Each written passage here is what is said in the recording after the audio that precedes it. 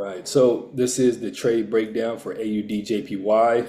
I got in this trade yesterday, and I actually closed this trade yesterday.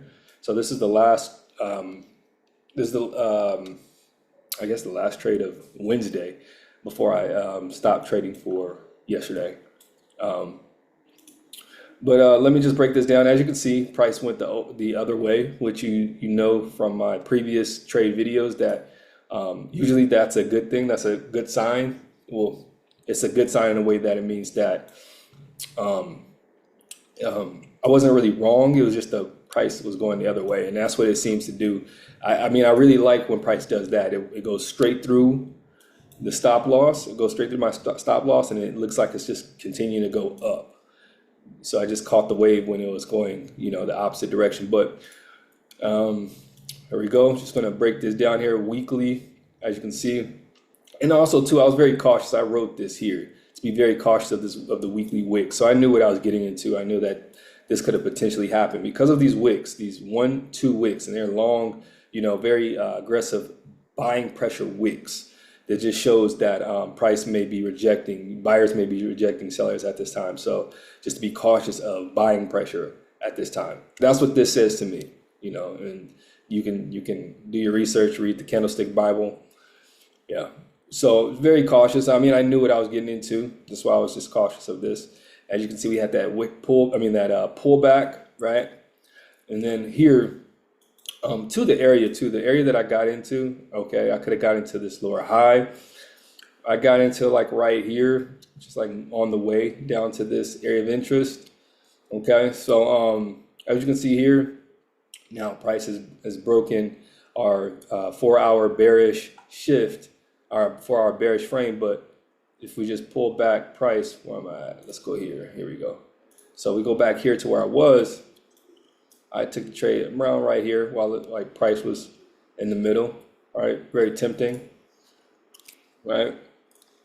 And then here, so I saw accumulation here, which this accumulation zone was not the best accumulation zone, I would say, just because I want to see more along these lines bouncing. But I went from this touch, that touch, and then these touches here, very micro touches. To be totally honest, it just was not a good setup, but I took it on the strength of me learning.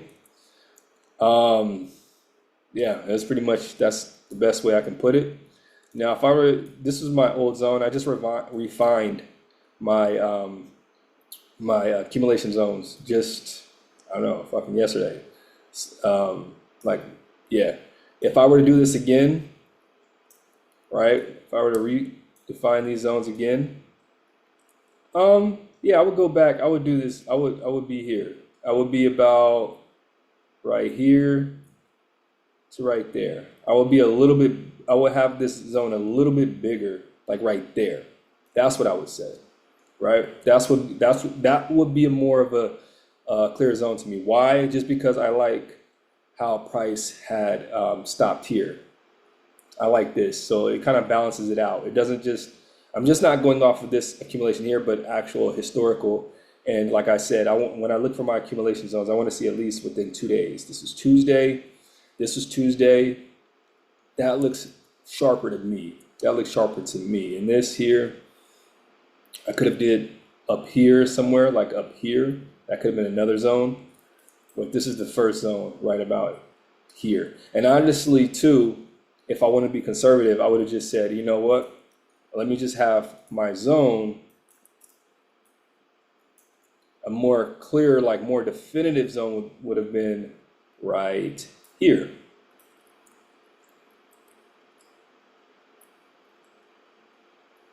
Right there. That would have been a more definitive zone. And I wouldn't have taken the trade because this zone would have been a lot more definitive than this zone that says accumulation. So let's just go ahead and play it through. Let's see. So as you can see, I got in because it touched my accumulation zone, right? So even with this being in a bullish candle, I still feel good about this trade. I mean, besides the higher time frame stuff, lower time frame wise, I did take this off a pretty solid accumulation zone. It did touch both my new refined zone and the accumulation zone with the bullish candle. That's my rules. And then after that, bearish engulfing. And that's where I took the trade off of. So I like that. But again, if I would have been even more conservative, I would have waited for this zone here, right? And then also too, if I'm looking at the zone and it just gets blasted through, and it's usually not a good thing, I want to see it, like, be respectful of it, which that could be some sort of respect, but it goes above that drawn out zone that I have, and then it does that. See, it doesn't really respect the zone. It doesn't really respect the zone because we would have a breakdown, but it just goes right through it. So that's just the learning lesson. I'm gonna start using my refined zones a lot more. Although I really like the way that this was set up here. Even if I were to use the refined zone here, I like how this bullish candle came up here. Let's look at the 30-minute. Yeah. Even this break here, 30-minute looks a lot clearer because this wouldn't be a break. I would not count any of this on the 30-minute as a break, to be totally honest. But on the 15-minute, yeah, on the 15-minute, I like it. On the 15-minute, this makes sense to me, right? It's just that touch and then that engulfing. So it is what it is. It is what it is. Okay, learning lesson. We're gonna keep it lit. All right.